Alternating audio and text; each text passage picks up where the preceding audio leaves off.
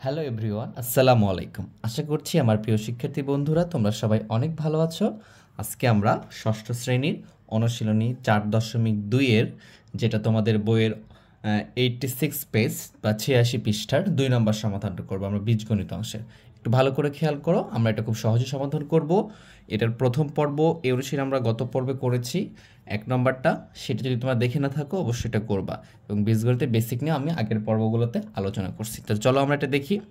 এখানে বলতেছে যে 2 নম্বরে a ইকুয়াল টু 2, মানে এর মান যদি 2 হয়। a ইকুয়াল টু 2 বলতে কি বোঝায়? এর মানটা হচ্ছে 2। এ হচ্ছে একটা চলক, আমরা বীজগণিতে ব্যবহার করি।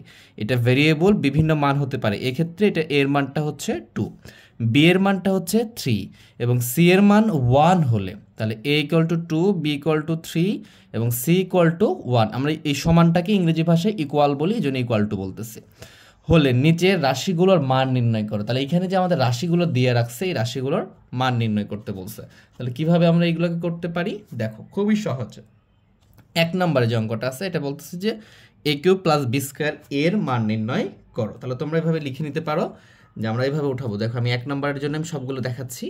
এই যে মানগুলো দেওয়া আছে আমাদের, এই জন্য এগুলোকে লিখবো আমরা, যে আমাদের দেওয়া আছে, দেওয়া আছে,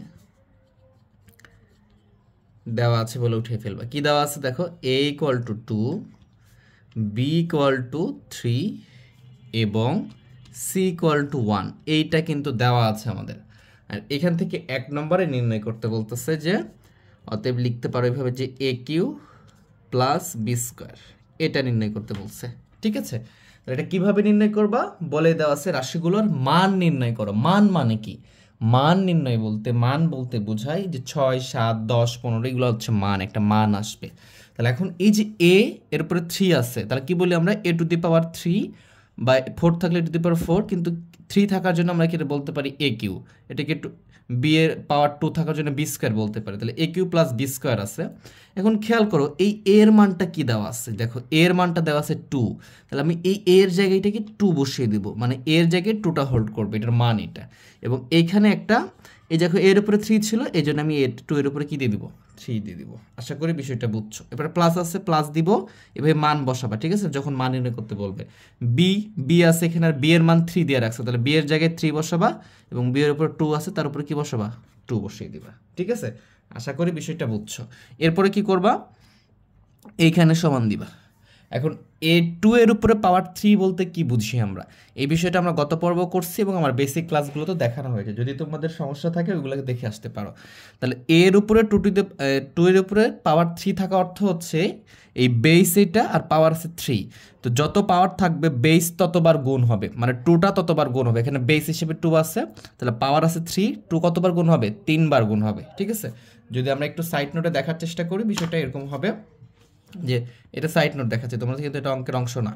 2 টু দি পাওয়ার 3 বলতে কি বুঝি? পাওয়ার 3 আছে এবং বেস 2, তাহলে পাওয়ার 3 থাকার জন্য বেস হচ্ছে আমাদের 3 বার গুণ করব। তাহলে 2 গুণ 2 গুণ 2। আশা করি বুঝছো। ঠিক আছে, কারণ এর পাওয়ার 1, এর পাওয়ার 1, এর পাওয়ার 1 যোগ করলে 3 হবে।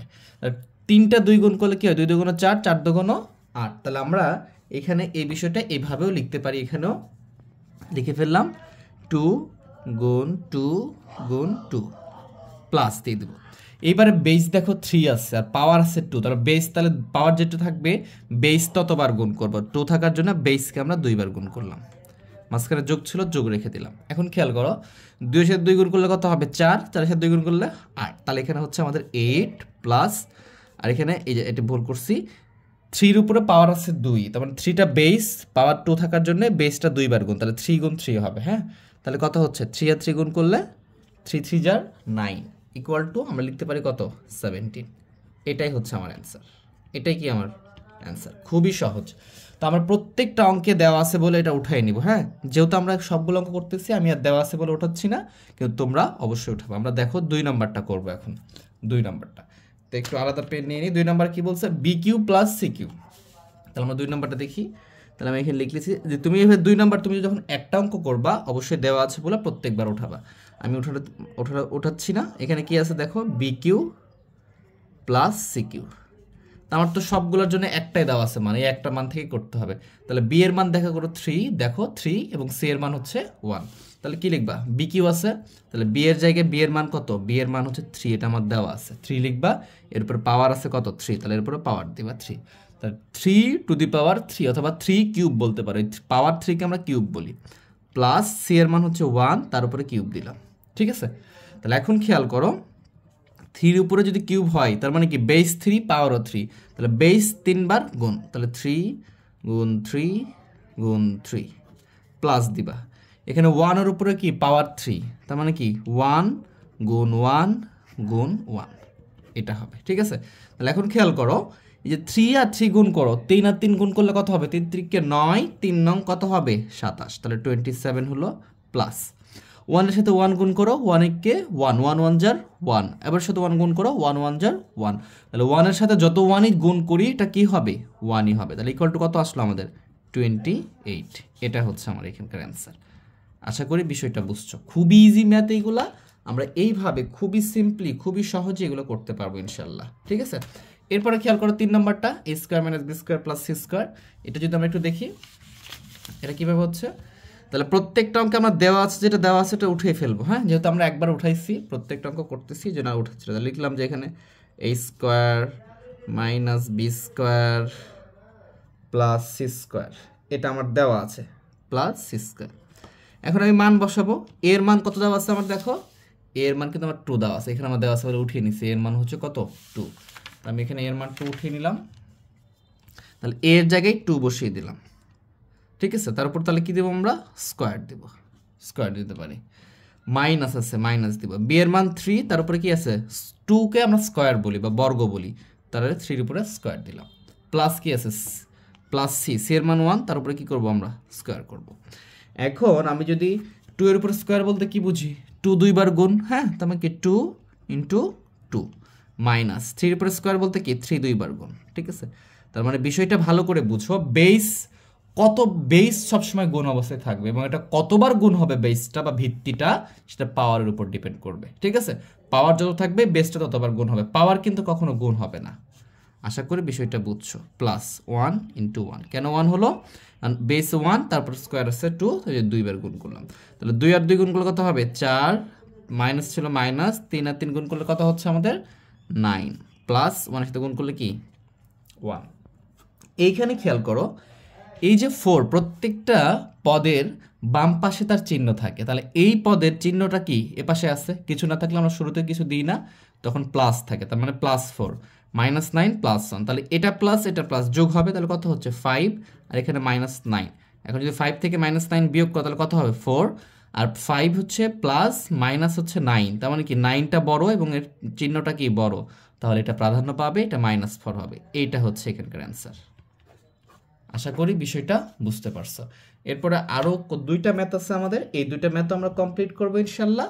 তাহলে দেখো এরপরে আমাদের 4 নম্বর যেটা আছে আইভি, এটা ইকুয়াল টু দেওয়া আছে, দেখা যাচ্ছে B square minus 2ab plus A square, এটা দেওয়া আছে। ঠিক আছে, তাহলে এখানে আমরা খুব সহজে এগুলো করতে পারবো। দেখো আমি যদি এখানে সমান দিই কোনো সমস্যা নেই, বি এর মান কত দেওয়া আছে আমাদের, বি এর মান দেখো 3 দেওয়া আছে, তার উপরে কি হবে তাহলে স্কোয়ার হবে, মাইনাস 2 দিব, এরপরে এ এর মান কত আছে 2, এরপরে বি এর মান কত আছে 3 লিখবো, প্লাস এর মান কত, এর মান হচ্ছে আমাদের 2, তার উপর স্কোয়ার। ভালো করে খেয়াল করো, বি এর মান 3 বসিয়ে দিলাম, স্কোয়ার ছিল পাওয়ার, পাওয়ার স্কোয়ার বা 2 বসিয়ে দিলাম, 2 ছিল 2 বসিয়েছি, এর মান 2 বসাইছি, বি এর মান 3 বসিয়ে দিয়েছি, গুণ অবস্থায় ছিল গুণ অবস্থায় রাখছে, এটা মানে কি গুণ, তারপর স্কোয়ার, তোমরা এইভাবে গুণও দিতে পারো, এখানে কোনো সমস্যা নেই, একই ব্যাপার, ইনটু দেওয়া গুণ দেওয়া মাল্টিপ্লিকেশন একই কথা সব।